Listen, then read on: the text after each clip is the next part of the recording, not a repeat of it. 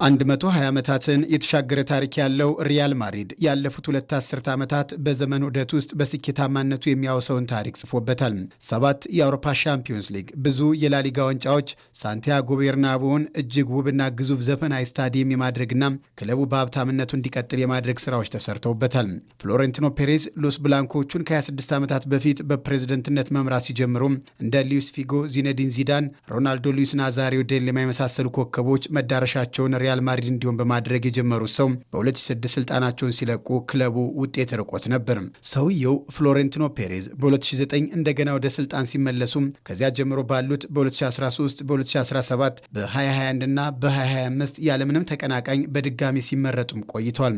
ለወትሮ ቢሆን ቀጣዩ ምርጫ መደረግ ያለበት ከ3 ዓመታት በኋላ ቢሆንም ፍሎሬንቲኖ ፔሬዝ ግን ምርጫ እንዲደረግ አዘው 95612 የተመዘገቡ ደጋፊዎች የፊታችን እሁድ ፕሬዝደንታቸውን ይመርጣሉ። ለመሆኑ ፍሎሬንቲኖ ፔሬዝ ከጊዜው ቀድመው ለምን ምርጫ እንዲደረግ ፈለጉ? ለሎስ ብላንኮቹ ያለፉት 2 ዓመታት የቀውስ ጊዜያት ናቸው። ሪያል ማድሪድ ታምራዊ ክለብ የሆነ ደግሞም ተአምር በዚያ የሚደጋግም ነው የሚሉት የእግር ኳስ ተንታኞች 24ቱን ወራት ግን የማይፈለግ ታሪክ የተሰራበት ሲሉ ይገልጹታል። ውቡ ሳንቲያጎ ቤርናቡ ስታዲየም በደረቅ ወንዝ ከተመሰለም ሰነባብቷል። ወደዚያ ለመሄድ የሚያርድ ተቃራኒ ቡድን የሽንፈትን ጽዋ ጠጣለሁ ብሎ ፈርቶ የሚገባበት ነገር ግን በሚፈራው ልክ ያልሆነበት ሆኗል። እናም ፕሬዝደንቱ ያልተጠበቀ ጋዜጣዊ ጉባኤ ጠርተው ክለቡን አልለቅም፣ ግን ፕሬዝደንት መሆን የሚፈልግ ካለም መጥቶ ይወዳደረኛሉ። ቀድሞም ቢሆን ፕሬዝደንት መሆን የሚፈልግ ሰው ነበረና ኤንሪኬ ሪኬልሜ አዛውንቱን ሰው ሊፎካከር በትልቅ ኃይልና ፍላጎት ብቅ ብሏል። የተሰሩትን ስራዎች እያደነቀ ግን ሌጋሲ ማስቀጠልና የወደፊትን መገንባት በሚል መፈክርም ብቅ ብሏል። ኤንሪኬ ሪኬልሜ ከፍሎሬንቲኖ ፔሬዝ በ42 ዓመት የሚያንስ የ37 ዓመት የታዳሽ ኃይል ባለቤትና የኮክስ ግሩፕ ስራ አስፈጻሚ የሆነ ወጣት ባለጠጋ ነው። ወደ ቫልዴቤባስ ብሮ ለመግባት ካሰበ የሰነበተ ቢሆንም የምርጫ ጊዜው ግን አሁን አልነበረም። ሆኖም በቀውስ ሰዓት ፔሬዝ ምርጫ ሲጠሩ ፊት ለፊት ተጋፍጧቸዋል። ካሰበበት ጊዜ ቀድሞ የምርጫ ኮሮጆ ውስጥ ስሙ እንዲሰፍርም ፈቅዷል። ሁለቱ ባለጠጋዎች አንደኛው ባለብዙ ልምድ ባለቤት የሆኑት ፔሬዝ እንደዚሁም ወጣቱ ሪኬልሜ ብንመረጥ የክለቡን ስኬት እናስቀጥላለን በሚል ጭብጥ እየተፎካከሩ ነው። በምርጫ ቅስቀሳ ጊዜም አሁናዊ የእግር ኳስ ከዋክብትን ወደ ሳንቲያጎ ቤርናቡ እናመጣለን እያሉ ነው።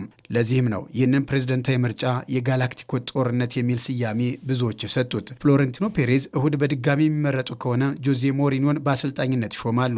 ከምንም በላይ ግን ከመረጣችሁኝ ቢያንስ በ150 ሚሊዮን ዩሮ ኮከብ አስፈርማለሁ፣ ይህም በሪያል ማድሪድ ታሪክ ሪከርድ ይሆናል ሲሉ ከስፓኒሽ ቲቪ የሆሪዞንቴ ቴሌቪዥን ፕሮግራም ጋር በነበራቸው ቆይታ የተናገሩት።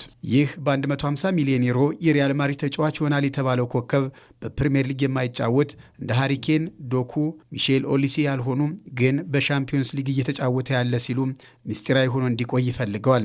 ግን ደጋፊዎች እመኑኝ ከዚህ ቀደም እንዳደረግኩት ሁሉ ትልቁን ተጫዋች አመጣዋለሁ ሲሉም ቃል ገብተዋል።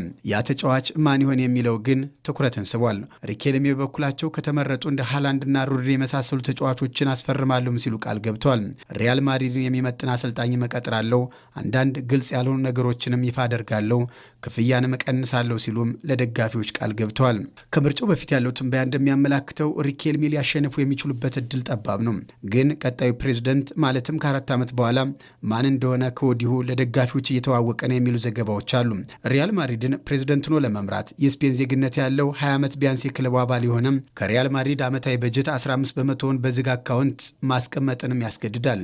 ለምሳሌ የሪያል ማድሪድ የዚህ ዓመት በጀቱ 1.16 ቢሊዮን ዶላር ነው። የዚህ 15 በመቶ የሆነውን 215.76 ሚሊዮን ዶላር ተወዳዳሪው በዝግ ሂሳብ ማስቀመጥን ይጠይቀዋል ሲል ፎርብስ በዘገባው አትቷል።